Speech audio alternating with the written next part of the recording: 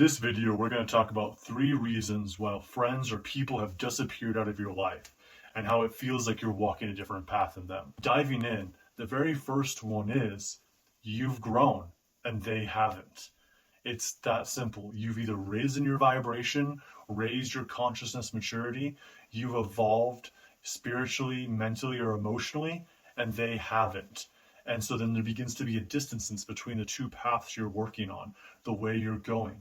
I can look at this in my own life, and people that I knew in my early 20s, people that I actually used to party with, I used to hang out with, that we all thought we were jamming and going to be friends forever and so forth, that when I actually dove into following my dreams and my passion more, when I dove deeper into being an entrepreneur and they continued to work their 9-to-5 jobs and get drunk every weekend, we just began to drift apart.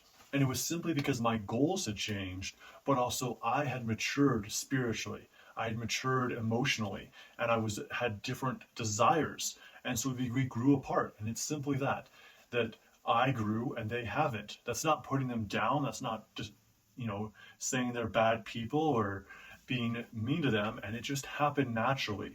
But there's a lot of them I don't talk to anymore. They faded out of my life. The second reason is that there's a level sometimes of people of jealousy or envy of your potential. It's too hard for them to look at your potential. It's too hard for them to look at the way you're shining now. And it is kind of that way with, this is very esoteric, but in spirituality, you've literally raised your vibration to a point where it's hard for them to look at. It's too bright to look at, because when they look at it, it triggers within them the things that they are not, the aspects they chose not to be. It triggers within them, how can I be that way? This happens when people even get successful. People can work really hard and then they break through and they have these amazing successes, or maybe they're driving nicer cars, or they're making 6 figures a year, or even more than that, or they're like on video doing things, or they just, dropped out of college even and went on a different path than somebody else did. And there's actually jealous or envy that comes up from that, whether that person's aware of it or not. But when they look at you, they're like, oh man, this person just thinks they're better than me, or, oh, I wish I had that. And so it's actually hard for them to look at it.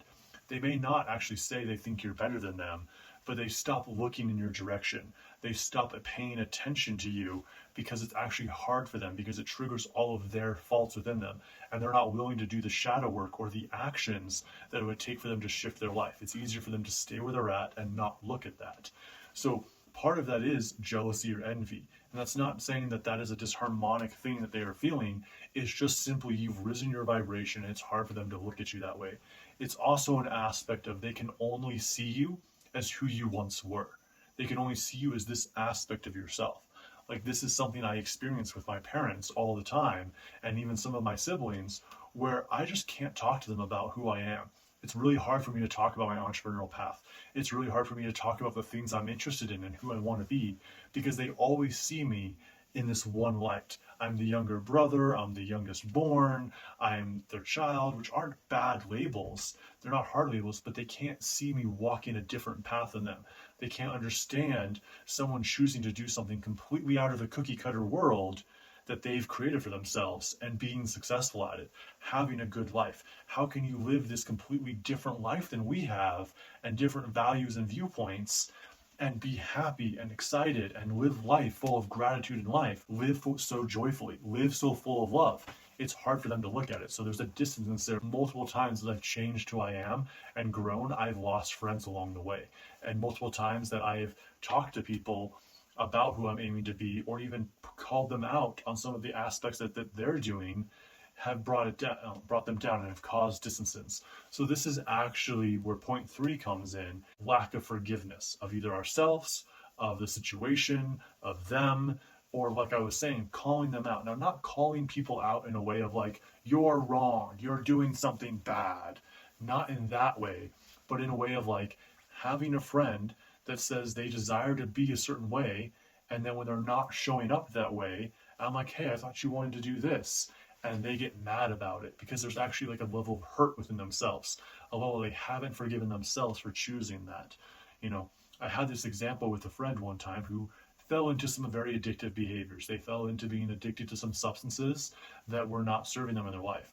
And I approached them and I said, hey, I thought you said you were never going to be like this. You were never going to fall in, all into this.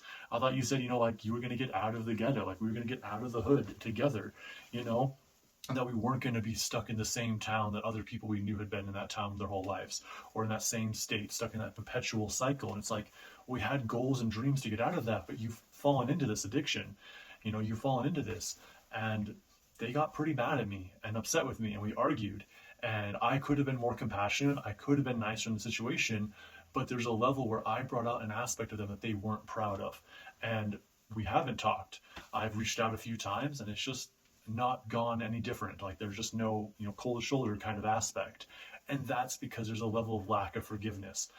They've not forgiven themselves or forgiven that situation, despite me apologizing, despite me reaching out. And so that's like the third reason why people disappear out of our lives, is because they haven't forgiven either you or themselves, or they haven't forgiven a situation that happened, or they haven't forgiven what's going on with themselves. And so it's kind of similar. It's too hard to look at, but it's really a level of their own self-love. Their own self-love hasn't happened. And so when you choose to love yourself, this happens. And it's one of my favorite memes that's out there. It'll be a meme of two flowers. Like there's a flower that only has a couple petals, and then there's like this massive like rose bush that's blossomed. And the little flower is like, you've changed. And the other flower is like, yeah, we're supposed to. You haven't.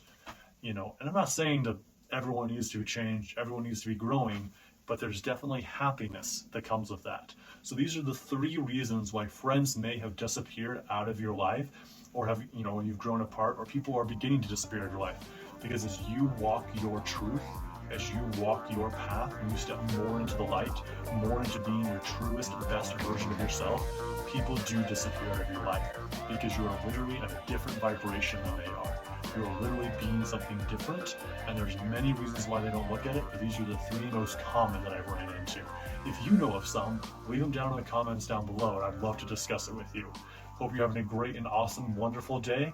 Peace, love, namaste, my friends.